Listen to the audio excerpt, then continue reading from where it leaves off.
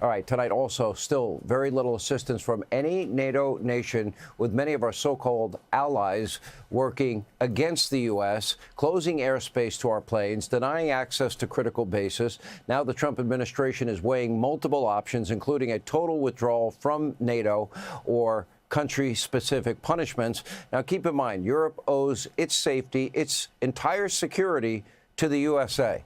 They enjoy peace, they enjoy stability because of us. Take a look at this graph. We provide all the funding and firepower for their self-defense. And this is what the thanks we get. You can't send a tanker to protect the Strait of Hormuz while we are defeating the #1 state sponsor of terror. Europe, by the way, and we have discussed this for years on this program, they are collapsing right before our very eyes. They have neglected national security. They have done that for decades. They have embraced radical socialism and radical climate alarmism. And worst of all, they have allowed unfettered, illegal immigration, in some cases legal, without insisting on assimilation. What is the result? Sharia courts in Great Britain, no-go zones all over Great Britain. Here with more, former Navy captain, Heritage Foundation senior fellow Brent Sadler is with us. It's gotten that bad, hasn't it? Sharia courts are real. No-go zones are real. Their commitment to national defense has waned over the last number of decades. They've embraced radical left-wing ideals, and they're not a reliable partner, are they?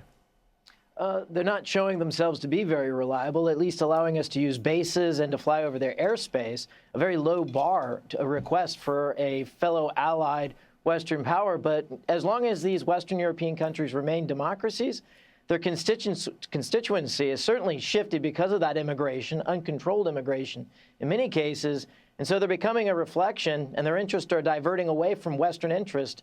And this is what the vice president's warned about. We are united in common interest and common culture, and as that starts to erode, as the constituencies, the populations, the demographics change in some of these countries in Western Europe, interest will follow, and we're seeing that starting to fray unless we do something about it.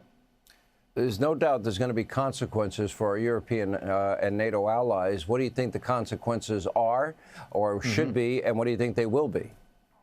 Well, I think common sense will still reign at the end, but it's going to be kind of painful as they get over their green or their ESG kind of euphoria and DEI, advocacies. They're still kind of coming to grips with that.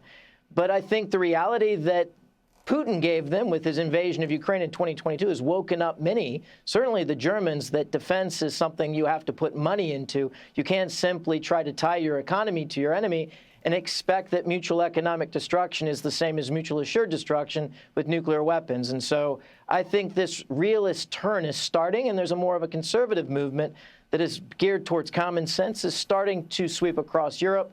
But it's got to be supported with real results. This war with Iran will, I think, also test many of those assumptions in Western Europe as well.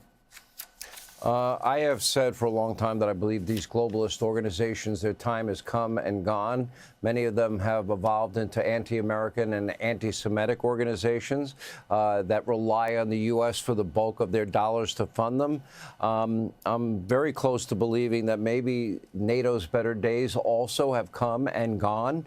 I think our contribution is far too high, and I think moving forward that the United States should work with individual countries and come to individual agreements.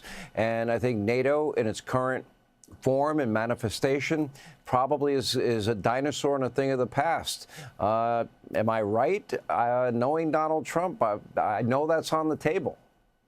No, I think there's a need for what we would call tough love, and I think a lot of what President Trump and the administration are doing is exactly that, giving it to our European partners, giving it to them straight, and no silly or soft diplomatic talk to soften the blow. It certainly is a language they understand because they've started to spend more on their defense, all just late in 2025, 13 years late, mind you, to get to the 2% mark.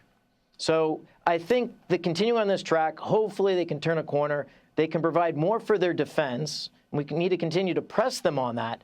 But the real threat for the United States is how can NATO adapt to a new Cold War that we're in to not only deal with Russia, that really has fixated Europe, but also China, which is increasingly the agitator, the enabler behind Russia, that also is a second-order threat to those European allies. But we have to focus in the Pacific. I think they made a miscalculation of monumental proportions, and I think the price will be very steep for our, well, NATO allies for now, probably former NATO allies in some cases. Anyway, we appreciate you being with us. Thanks so much. Be sure to like and subscribe for all the Fox News latest on YouTube and catch full shows streaming now on Fox One.